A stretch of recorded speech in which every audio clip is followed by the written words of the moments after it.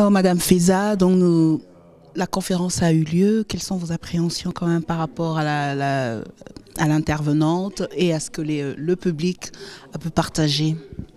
Ma réaction à la fin de cette conférence, ça me conforte dans mon projet. Ça me conforte parce que je me rends compte, et comme j'ai dit à ma conclusion, que le besoin est là. Les gens ont besoin de parler. Et les gens ne se rendent même pas compte eux-mêmes à quel point ils ont besoin de parler. Et donc, je me dis, et c'est ce que j'ai eu comme retour avec toutes les personnes avec qui j'ai discuté, c'est un projet que je vais mener. Ça me booste parce que j'ai beaucoup hésité avant de me lancer, franchement. Et mes proches le savent très bien. J'ai beaucoup hésité avant d'y aller. J'avais peur, j'appréhendais. Même aujourd'hui encore, j'appréhendais beaucoup ce qui allait se passer. Mais finalement, ça me donne un coup de boost. Et oui, on va continuer à faire des conférences sur le deuil. Et j'aimerais que les gens se rendent compte que le deuil, c'est pas tabou, au fait. Il faut que les gens arrêtent avec ça. Le deuil n'est pas un tabou. On est en deuil, on vit, on meurt. Il faut absolument que les gens se rendent compte qu'un deuil, on le vit. On fait un effort pour ne pas le vivre d'une façon catastrophique. Mais ce n'est en aucun cas un tabou. Il faut accompagner les personnes qui sont en deuil. Il faut les aimer. Et comme je l'ai dit au départ, quand on est en deuil, après le deuil, on réapprend à vivre. Et donc c'est ça ma démarche au fait. Que les gens réapprennent à vivre malgré qu'il y a cette perte, malgré qu'il y a cette partie de notre vie qu'on ne peut pas changer. C'est une réalité, mais on doit réapprendre à vivre, à s'aimer, à aimer, à s'épanouir et à continuer. En fait, le fin mot de l'histoire, c'est vivre. On doit vivre. Voilà. Et faire vivre la personne perdue par la mémoire.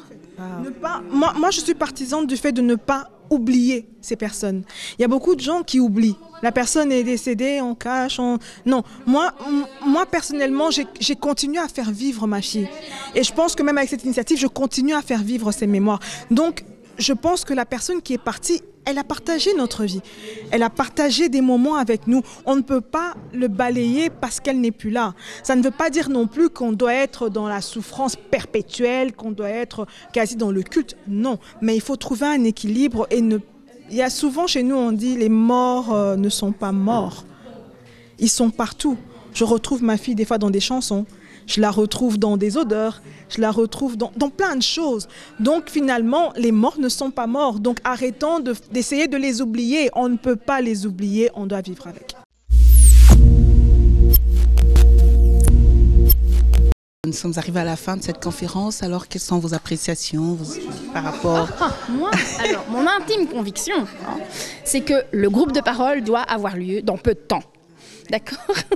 Non, je pense que ça va dans vraiment tout ce qu'on a dit ce soir, c'est d'avoir un espace où on a la garantie qu'on peut parler et être écouté, où on ne sera pas jugé, où la souffrance, elle pourra être vraiment déposée, acceptée. Là, on peut dire carrément qu'on va accepter la souffrance de l'autre et on va l'accueillir. Et donc voilà, je trouve que ça avait tout son sens. C'est vrai que monsieur le bourgmestre disait qu'on n'était pas nombreux, mais on était des personnes intéressées, donc ça vaut une assemblée de 100 personnes, n'est-ce pas? Voilà. C'est bon?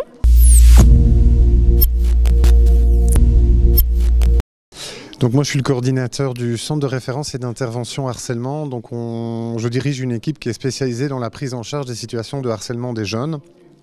On est confronté à des situations parfois relativement légères, mais aussi parfois des situations extrêmement lourdes, avec des tentatives de suicide en 6e primaire, avec des adolescentes de 14 ans qui se mettent sur les rails du train. Enfin tout ça c'est des choses qu'on a été amené à gérer.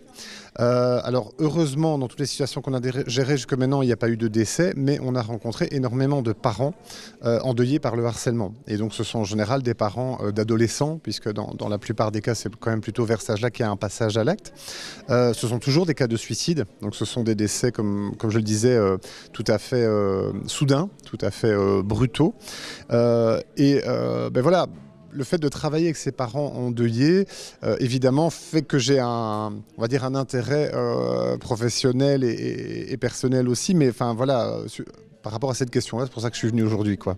Parce qu'en fait, nous, on travaille depuis longtemps avec une autre ASBL qui s'appelle Les Mots de Tom, qui est une ASBL qui a été créée par des parents endeuillés par le harcèlement, là spécifiquement. Donc là, c'est vraiment avec une cause spécifique de décès.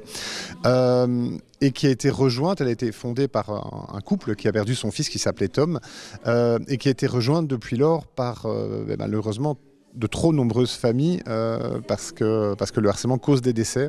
On ne le sait pas assez en Belgique, mais le harcèlement des jeunes tue tous les ans. Et donc, voilà, je pense qu'il y a vraiment comment je vais dire, des liaisons à faire entre les mamans de Déborah et cette autre ASBL, les mots de Tom, parce que Marc, qui est le président et le papa de Tom, me disait encore il n'y a pas très longtemps, il reçoit régulièrement des appels de parents. Alors, endeuillés, pas forcément désormais. Au début, c'était que par le harcèlement, mais aujourd'hui, il a aussi, d'ailleurs j'en ai rencontré deux, des parents qui sont endeuillés par d'autres causes, par des questions de santé mentale, voilà, dont souffrait leur enfant, par d'autres événements, des purs accidents aussi. Il y a une maman, c'est vraiment un accident de la route. Et donc je pense qu'il y aurait certainement effectivement des liens à faire entre ces deux associations-là, puisque finalement de part et d'autre, on a des parents endeuillés. Et comme je l'ai dit tout à l'heure, nous en tant que professionnels, on ne pourra jamais prétendre comprendre. On peut aider, on peut soutenir, on peut accompagner, on peut faire plein de choses, mais on prétend comprendre, c'est certainement pas quelque chose qu'on doit faire. Par contre, ces deux associations citoyennes qui regroupent des parents endeuillés, elles peut-être peuvent se comprendre.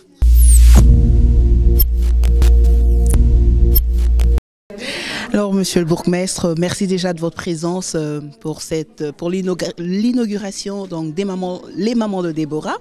Et donc pour cette conférence, comment survivre à la perte de son enfant. Alors, on voudrait avoir votre avis par rapport à la conférence, même si vous avez quand même eu une grande partie un peu de ce qui s'est déroulé, avoir votre avis là-dessus. Je crois que ce genre de rencontre permet à celles et ceux qui ont connu cette souffrance d'écouter, mais surtout d'échanger et de partager. On voit combien ils en ont besoin. D'ailleurs, toute une série d'ASBL, telles que celle qui nous accueille ce soir, soutiennent les familles et c'est, je crois, vraiment important pour elles de pouvoir s'exprimer. Alors, en tant que bourgmestre, ça vous fait quoi que cette association naisse à la Louvière? On est fiers, bien sûr, et on sait combien FEDSA est déjà investi dans le tissu associatif louviérois. Donc, c'était un peu naturel, je dirais, qu'elle le fasse ici. Et je crois surtout que ce problème n'est pas spécifiquement, bien sûr, louviérois. Ça dépasse largement les limites de notre ville. Et donc, il est important d'avoir un tissu associatif important comme celui-ci qui contribue à venir en soutien. Et donc, ici, ce sont des pertes de parents, d'enfants. Il y a d'autres ASBL qui viennent en soutien parfois pour des problèmes de harcèlement. Il y a comme ça tout un maillage de soutien qui se fait à la Louvière comme ailleurs et qui est très professionnel. Et c'est ça aussi qui permet aux personnes non pas d'oublier, mais non pas de tourner des pages, mais d'apprendre à vivre avec. Et ça, je salue l'initiative. C'est ainsi que s'achève donc la conférence d'aujourd'hui organisée par les mamans de Déborah. Aujourd'hui, c'était donc le lancement de l'ASBL et aussi apprendre en 2-3 mots, ouvrir un peu ce panel de comment survivre à la perte d'un enfant. Donc, FEDSA a parlé, l'initiatrice, il y a eu la psychologue Déborah Barbarossa qui a parlé, ainsi que Géraldine du FPS Solidarité qui ont un peu essayé de parler un peu de cette initiative. Ce groupe de parole est ouvert. Inscrivez-vous. Vous allez voir là en bas, on va mettre le lien. Donc inscrivez-vous, venez, on a besoin de parler et c'est essayer de comprendre la peine et la douleur des autres. Je vous laisse et on se retrouve pour une prochaine conférence. Why not?